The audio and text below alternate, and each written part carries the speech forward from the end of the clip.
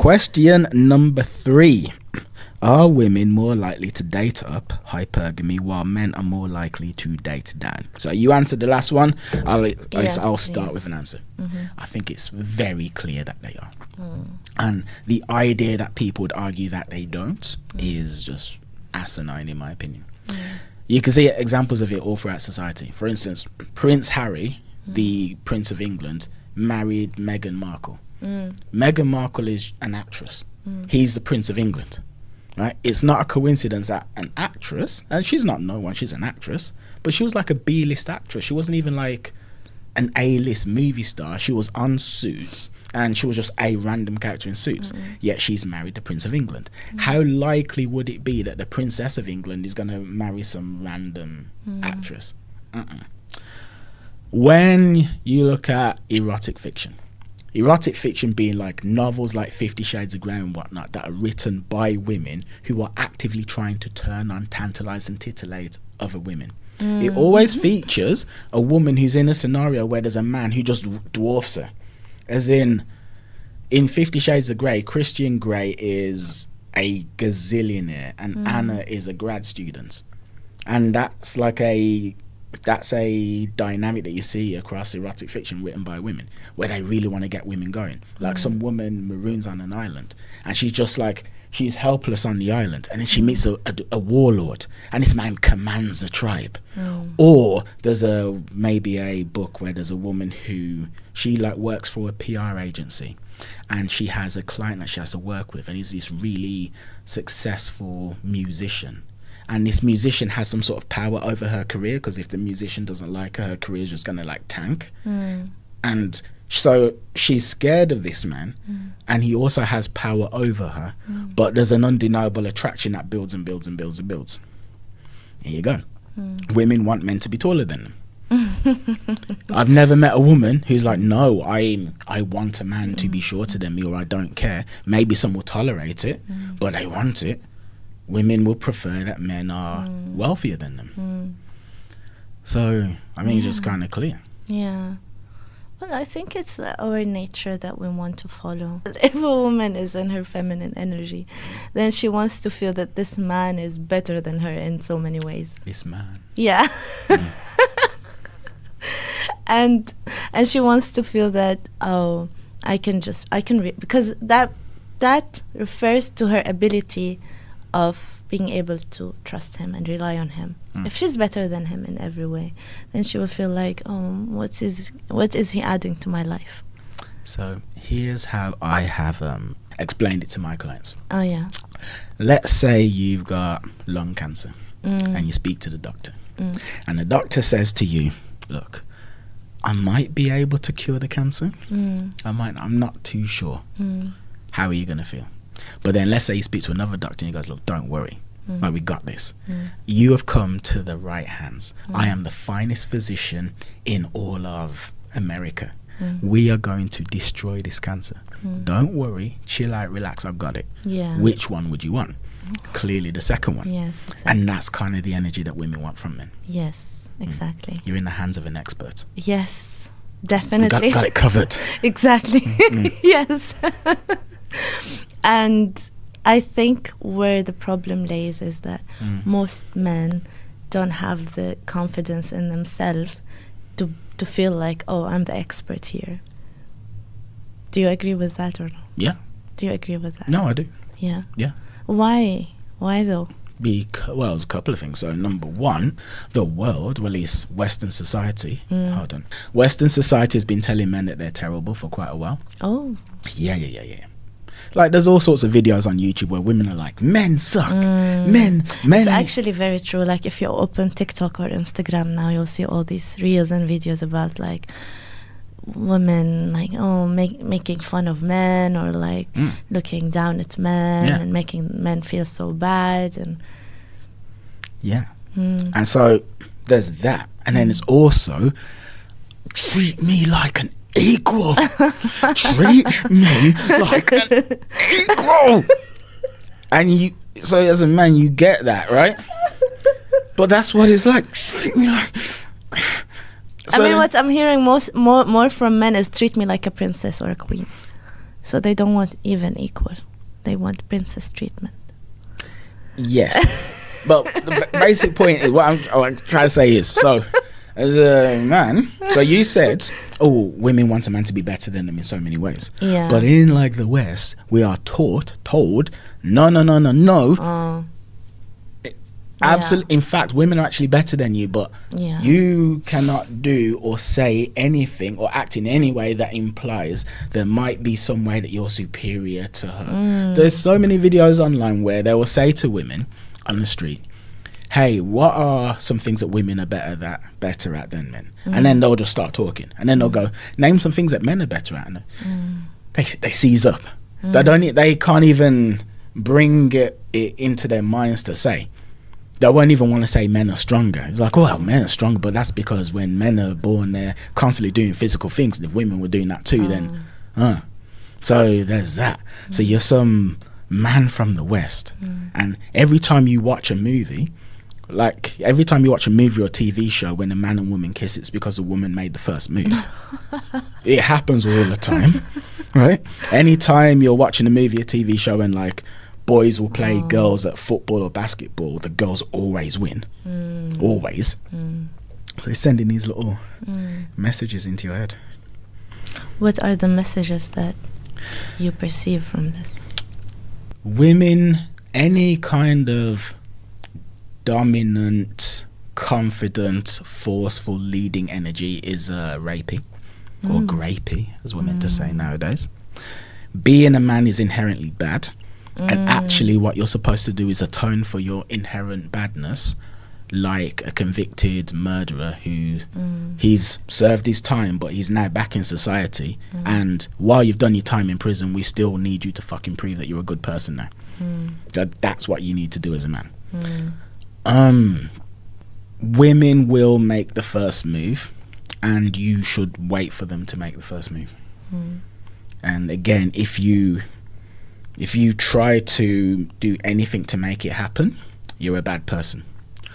Also, you are supposed to just know how to attract women, even though we're lying to you about what actually does attract women, but you're supposed to just know. And if you make any attempt to find out, you're evil. Which is why dating coaches are demonized.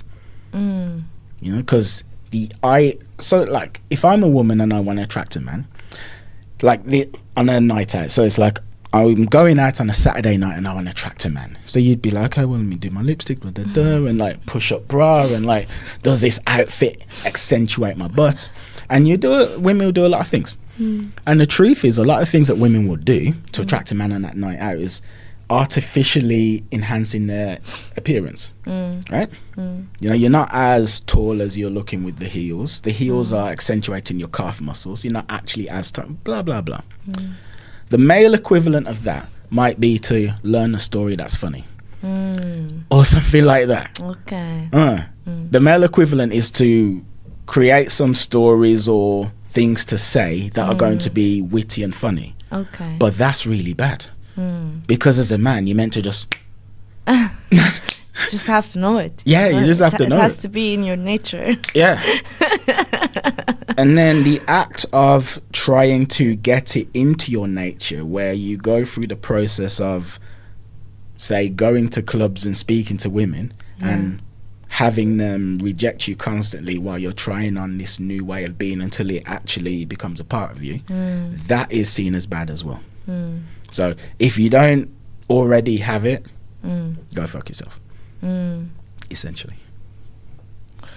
Well, I can imagine like how the world we're living in now is making it so hard for men to be, first of all, and also to it's like men have to defend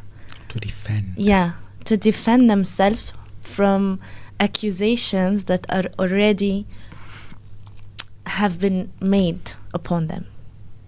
Essentially. Yeah.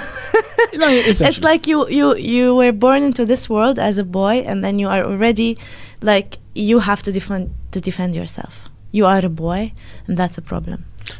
You are threatening this world. I wouldn't say it. Okay, personally, I didn't feel like I was threatening as a boy. I felt like when I was a boy, I was inherently lovable. But once the boyhood ended, then the inherent lovability. That's what I would say.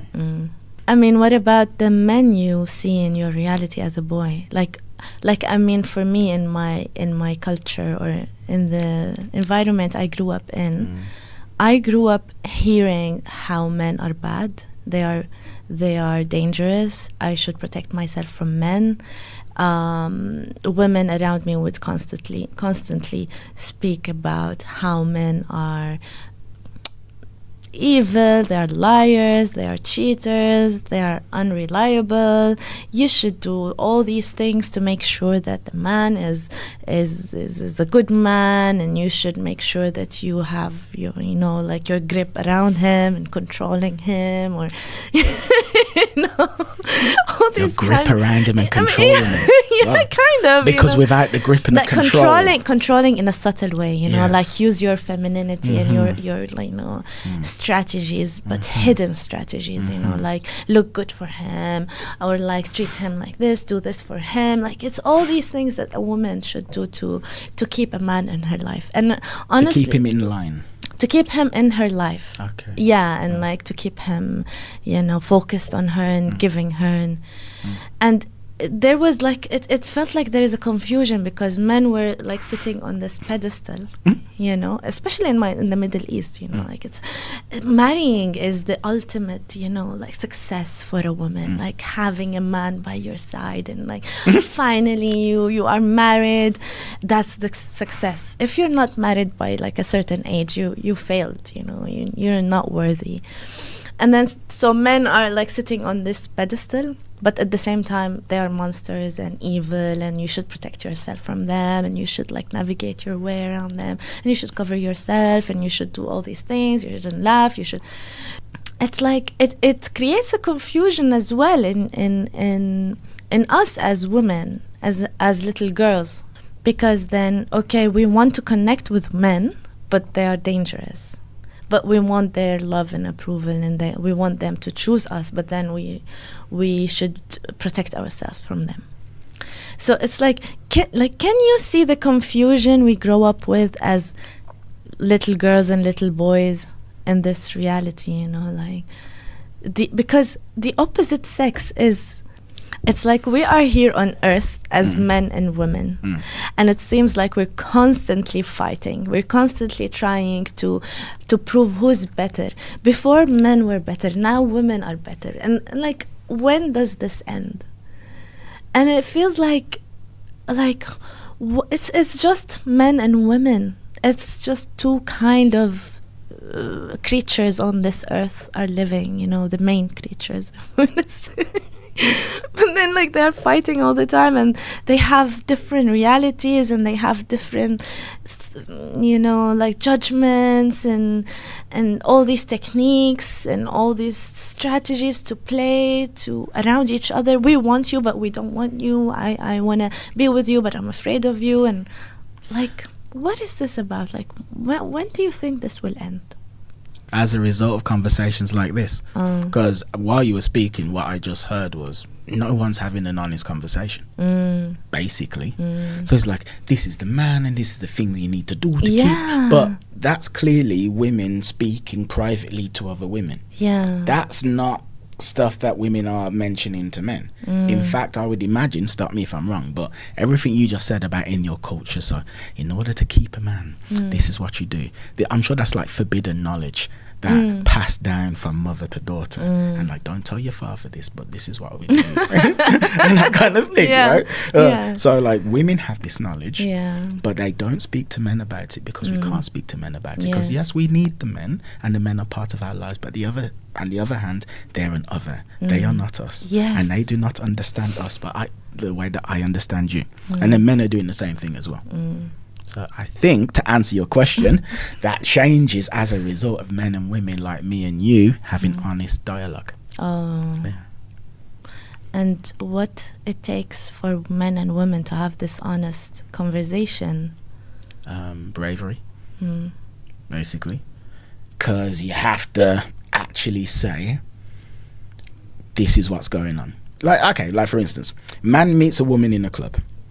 He is not demonstrating himself authentically. Like, he might be, but he's probably not. But then neither is she. So he is like, I'm gonna be the most confident version of myself. And she's gonna be like, well, I'm gonna do it too. So maybe she's being bitchy. Is she actually a bitch? No, she isn't. But she's being a bitch in that instance because, oh, it's a man, and like he said, I want to connect with men, but they're dangerous, and maybe he will harm me, or maybe he will break my heart, or whatever. And he's like, okay, I want to connect with her, but she doesn't give a crap because she's a woman and she don't care about me, so I have to pretend to and act like I'm James Bond. So your question was, what will it take to change? Well, people have to be honest, because if that woman was to say, look, I mean, this would probably never happen, but if she was to say, I really want to connect with a man, but at the same time you scare me, and you scare me because I'm attracted to beings that are way stronger than me. I'm attracted to beings that are way stronger than me, and on the one hand I like that, but on the other hand it's like I have to meet the right being, because not all of these beings that are way stronger than me have my best interests at heart. And I hope that you do, but maybe you don't. And I've seen things happen to my friends. Like, that would create a much different conversation. And the man goes, well, I really want to connect with women, and it hurts me so much that since I became an adult, all of a sudden now the way women react to me has completely changed. And actually I'm just a person, and I have no desire to hurt you in any way, and I actually don't even think I could. I don't, like, I think if I was forced to grape you, I think I'd be floppy. I don't think I could do it, and I have no desire to. All I want to do is just get to know you and see if we but all of a sudden there's these two people having a different conversation now. I mean, it takes a level of like self-awareness for anyone to speak like this, you know, like a woman needs to have this self-awareness to know that, oh, I want a man who's a creature who's stronger than me. Like, most women won't admit that anyway. So this is where it starts, you know, like this self-awareness part. Like, what attracts women to men is their strength and their ability to solve problems, you know, fight the demons, to handle stress. Yeah, throat chakra resonated with that, didn't it? So women feel attracted. They're attracted to men who are, you know, strong and powerful and can get things done, and they can and then they are capable, you know, they're capable, and they are sure of themselves, and they're confident.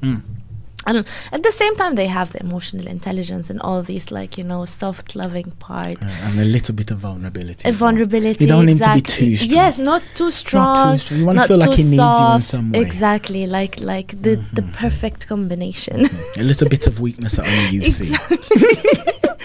But then most women are terrified of connecting with a strong man as well, because he's dangerous. And what attracts women to men is also the inner beast inside of them. The inner beast. The inner beast. Could you elaborate on the inner beast? It sounds intriguing.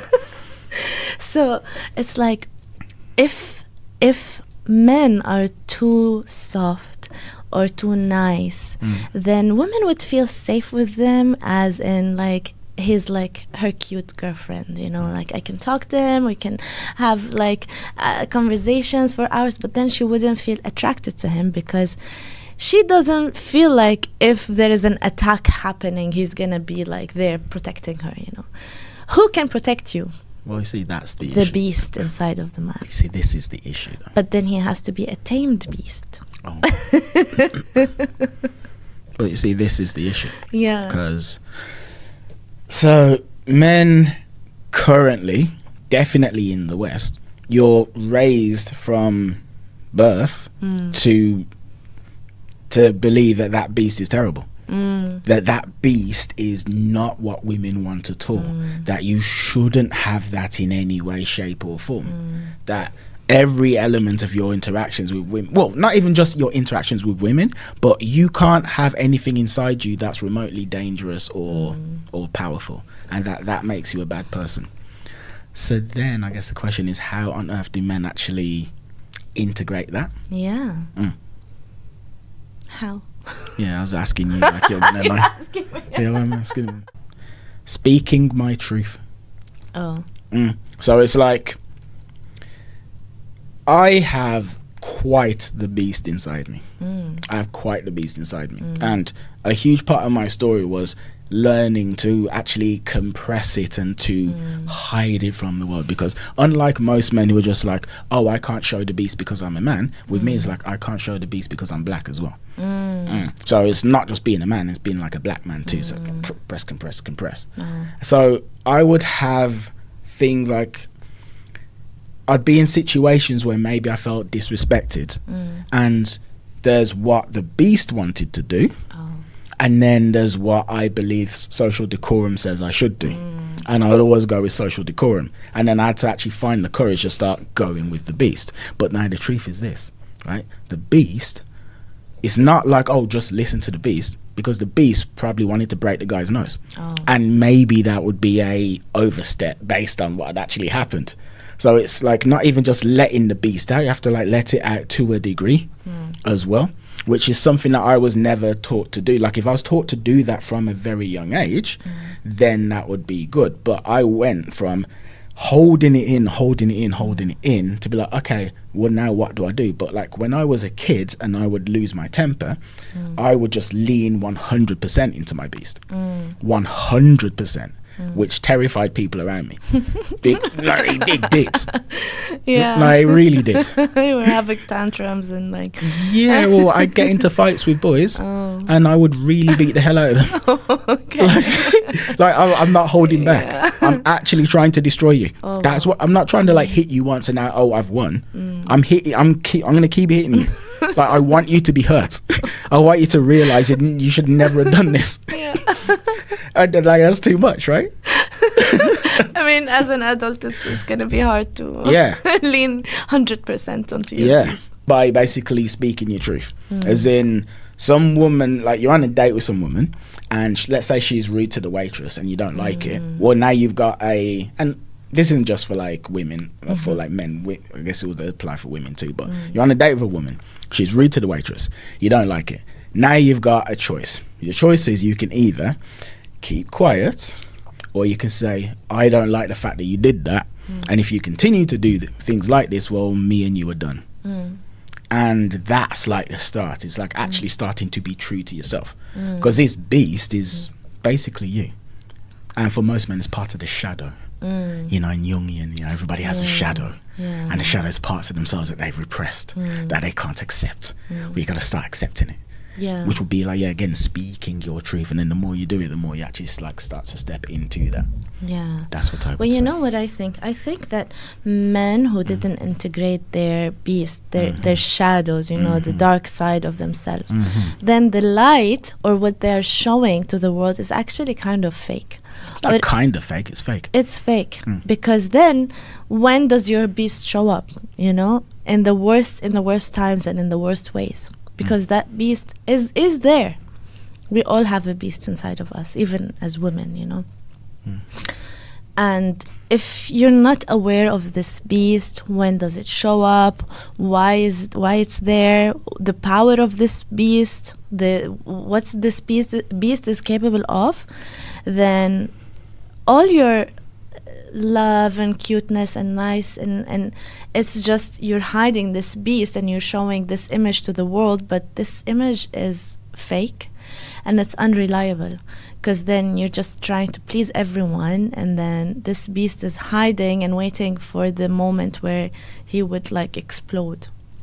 But when I see a man and he integrated his beast within himself, then I feel safer. Like if I see a man who's there saying like, I have a beast and I know this beast, I made peace with this beast, he's there for good reasons. Because when I need to protect my family, when something wrong happens, I want to know that I have the power to protect. But then I choose when this beast come out. I choose how much power I want to give him.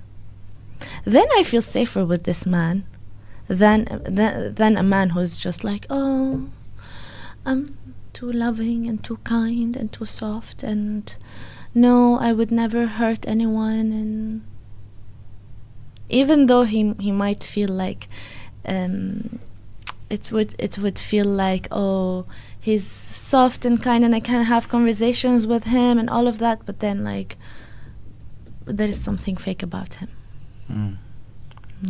All right. Fascinating. Intriguing. Okay, carry on. What? What's wrong? I feel like you were somewhere else, and then you were like, "Oh, she finished talking. Let's move on to the second question." Nah, I'm here. I'm with you. I thought that seems like a fantastic way to wrap up that point. Okay. But yeah, you're right though. It's like, yeah, it is fake. It is, because a man like that is pretending to be something that is not.